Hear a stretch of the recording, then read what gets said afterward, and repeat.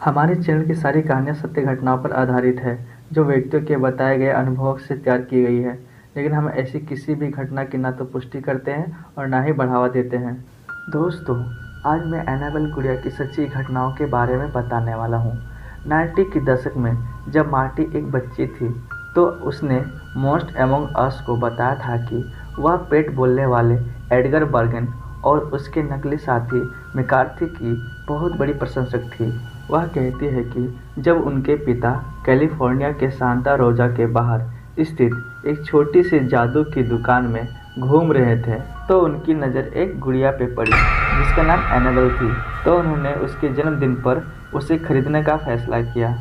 Marty ने बताया कि बिक्री के समय कैशियर ने उसके पिता को अजीब अनुभूति दी और कहा, आप जानते हैं कि जब आप गुड़िया के अंदर अपना हाथ डालेंगे तो वह जीवित हो जाएगी। इस टिप्पणी पर हंसते हुए वह डमी को अपनी बेटी के लिए घर ले आया। मार्टी के अनुसार जब उसके पिता ने उसे गुड़िया दी तो वह बहुत खुश हुई।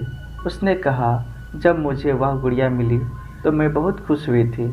मैं उसकी दीवानी हो गई थी। लेकिन जल्द ही अजीबोगरीब चीज़ें होने लगी। हालांकि यह असंभव था क्योंकि गुड़िया का सिर कठोर प्लास्टिक से बना था। लेकिन वह कहती है कि गुड़िया का हाव भाव बदल गया, जिसमें उसकी मुस्कान भी शामिल थी।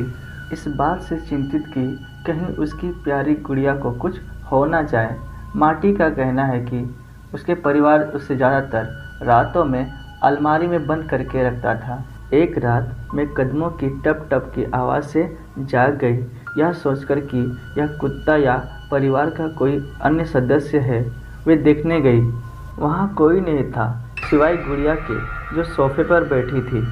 मार्टी ने पॉडकास्ट पर कहा, हमें विशेष रूप से याद है कि हम हमेशा उससे दूर रहते थे क्योंकि मुझे वह गुड़िया इतनी पसंद थी कि मैं उसका ख्याल रखती थी। अन्य अजीबोगरीब घटनाएं होने लगी। जब मार्टी और उसके पिता घर से बाहर थे तो उसके चाचा घर में अकेले थे। चाचा कहते हैं कि उन्होंने मार्टी के पिता को लिविंग रूम से उसका नाम पुकारते हुए सुना।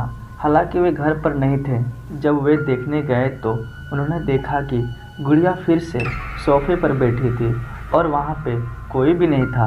मार्टी कहती है कि हमारा पूरा परिवार गुड़िया से बहुत डरता था। मेक्सिकन और धार्मिक होने के नाते मार्टी का कहना है कि उसके माता पिता गुड़िया को जला देना चाहते थे क्योंकि हो सकता है कि उसमें शैतानी तत्व हो। उन्होंने इसे ग्रिल पर रख दिया और मार्टी के अनुसार यह नहीं जली।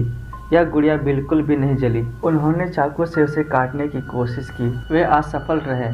अंत में उन्होंने उसे कूड़ेदान में फेंक दिया। कचरा इकट्ठा होने के बाद मार्टी के पिता कूड़ेदान को वापस लेने के लिए गए। गुड़िया से छुटकारा पाने के लिए उन्होंने अपने घर के पिछले हिस्से में गड्ढा खोदा और गुड़िया को उसमें डाल दिया और उसे सीमेंट से भर दिया। मार्टी और उसका परिवार बहुत पहले ही वहाँ से चले गए हैं, लेकिन वह कहती है कि वह अभी भी उस गुड़िया के बारे में सोचती है तो डर जाती है और इस संभावना के बारे में भी अंततः वह हमें से किसी को मिल जाएगी। तो दोस्तों, कैसा लगा मेरा वीडियो? अगर वीडियो अच्छी लगी तो वीडियो को लाइक, शेयर और चैनल को सब्सक्राइब जरूर करें और इसके साथ साथ बेल आइकन दबाना ना भूलें। Thank you for watching my video.